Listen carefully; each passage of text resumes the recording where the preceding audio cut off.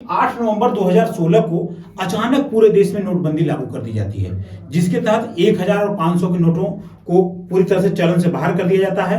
इसके खिलाफ, इस नोटबंदी के खिलाफ लगभग कोर्ट में 58 याचिकाएं दाखिल की गई थी। इन 58 याचिकाओं को देखते हुए कोर्ट में मामला चल रहा था, फिर भी नोटबंदी चल रही है। इसी बीच जस्टिस अब्दुल नजीर की अध्यक्षता वाली 5 जजों की संवैधानिक बेंच ने इसको 4-1 से, अपने मतदान में 4-1 से नोटबंदी को पूरी तरह से वैध करार दिया गया।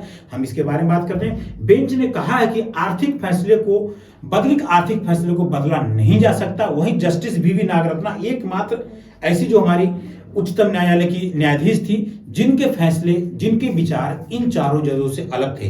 हम आगे इनके बारे में भी चर्चा करेंगे। उन्होंने नोटबंदी के फैसले को गलत और गैर कानूनी बताते हुए कहा इसके लिए कानून बनना चाहिए था। यानी कि जस्टिस नागरत्ना के विचारों के अनुसार नोटबंदी गलत है, लेकिन बहुमत की जीत होती है और आज के समय में बहुमत मतलब जीत।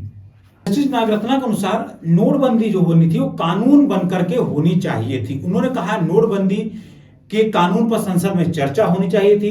देश के लिए इतने अहम मुद्दे पर संसद को अलग नहीं छोड़ा जा सकता था। उन्होंने कहा आरबीआई और केंद्र ने जो जवाब दाखिल किए हैं उसमें अंतर्निहित विरोधाभास है। यानी कि आरबीआई और भारत सरकार द्वारा जो भी नोटबंदी के फैसले पर कोर्ट में जवाब दिए गए हैं उन दोनों में कॉन्ट्राडिक्शन है, दोनों में विरोधाभास की स्थिति है, जिस वजह से दोनों पर प्रश्न चिन्ह निकलता। उन्होंने कहा नोटबंदी की पूरी कार्यवाही 24 घंटे में की गई थी। हालांकि सरकार का ऐसा पक्ष था कि हम इसके लिए पिछले 6 महीने से कोशिश कर रहे थे, लेकिन उनका और जनता का भी कहना है कि अगर आप 6 महीने से कोशिश कर रहे थे तो भारत में इतनी बड़ी त्रासदी कैसे आ गई। यहां तक कि आपने जो सरकारी बैंक है उसमें प्रॉपर नई करेंसी भी नहीं उपलब्ध कराई और एटीएम के नए पुराने सांचों को बदला भी नहीं, नई एटीएम मशीन भी नहीं बदली, तो दिन आप कैसे कर सकते हैं कि आपकी तैयारी पिछले 6 महीने से चल रही थी। यानी कि पूरी तरह से नोटबंदी का फैसला आनन फानन में 24 घंटे के अंदर लिया गया था, जबकि जिसका पूरे देश पर गंभीर आर्थिक संकट प्रभाव पड़ने के लिए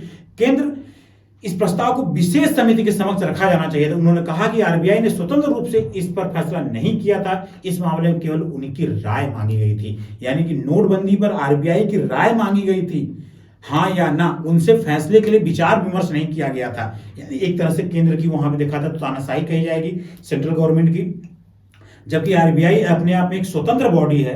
आरबीआई अपने फैसले खुद लेती है। पूरे भारत के आर्थिक फैसले जो कि आरबीआई के ऊपर निर्भर करता है जी, इस सिफारिश नहीं कहा जा सकता। हालांकि वीवी नागरत्ना के अलावा बेंच के सभी जजों ने माना कि नोटबंदी की प्रक्रिया सही थी और सरकार ने इस पर सोच समझ के और विचार विमर्श करके फैसला लिया हुआ है। यहाँ पर मैं बात करूं, नागरत्ना ने कहा कि मेरे तर्क और निष्कर्ष दोनों अलग अलग हैं। जस्टिस वीवी नागरत्ना ने कहा कि 26 के तहत शक्ति के इस्तेमाल के संबंध में मेरे तर्क और निष्कर्ष दोनों अलग अलग हैं। उन्होंने कहा कि बहुमत का फैसला आरबीआई का अधिनियम में केंद्र द्वारा विमुद्रीकरण शुरुआत की परिकल्पना नहीं की गई है, यानी कि बहुमत से विमुद्रीकरण की शुरुआत नहीं की गई है। उन्होंने कहा कि 26(2) के अनुसार नोटबंदी के प्रस्ताव आरबीआई के केंद्रीय बोर्ड से आना चाहिए था। यानी कि ये जो नोटबंदी का प्रस्ताव है ये आरबीआई की तरफ से आना चाहिए था, ना कि सरकार की तरफ से आरबीआई की तरफ जाना चाहिए था।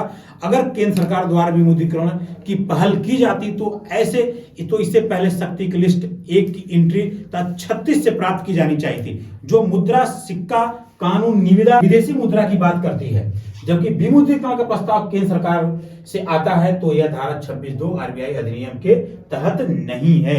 ये नागरत्ना का पॉइंट था कि 26(2) अगर आरबीआई की तरफ से आता है तो नोटबंदी विमुद्रीकरण पूरी तरह से वैध है, लेकिन अगर यह सरकार की तरफ से आता है तो यह वैध नहीं है। उनका पॉइंट बहुत ही सही था, लेकिन बहुमत की जीत होती है और 4-1 से उनके फैसले में उनकी हार होती है और नोटबंदी को पूरी तरह से वैध किया था। केंद्र के फैसले के खिलाफ दाखिल की गई 58 याचिकाओं को संयुक्त कर करके देश में नोटबंदी जो लागू की गई थी उसके तहत 58 याचिकाओं को माना जाता, केंद्र ने इसको पूरी तरह से वैध करार दिया। कोर्ट के जस्टिस अब्दुल नजीर की अध्यक्षता वाली 5 जजों की संवैधानिक बेंच ने 5 दिन की बहस के बाद 7 दिसंबर को अपना फैसला सुरक्षित रख लिया था। बेंच में justice Abdul Nazeer, justice BR Gavai, justice AS Bopanna, justice B Ramasubramanian और जस्टिस VV नागरत्ना शामिल थी। बाकी जो 4 जस्टिस थे इनके मत एक थे, जबकि जस्टिस VV नागरत्ना के इन लोगों से विचार अलग थे। और जब फाइनल डिसीजन की बात होती है तो इन 5 जजों में मतदान होता है और मतदान में 4-1 से नोटबंदी को वैध करार दिया जाता है। केंद्र ने क्या प्रक्रिया की उलट? केंद्र ने नागरत्ना भी कहते हैं और अन्य याचिकाकर्ता भी कहते हैं, याचिकाकर्ता द्वारा दायर किया गया था कि सरकार द्वारा अपनाई गई प्रक्रिया में भारी खामियां थी, इसे रद्द किया जाना चाहिए था।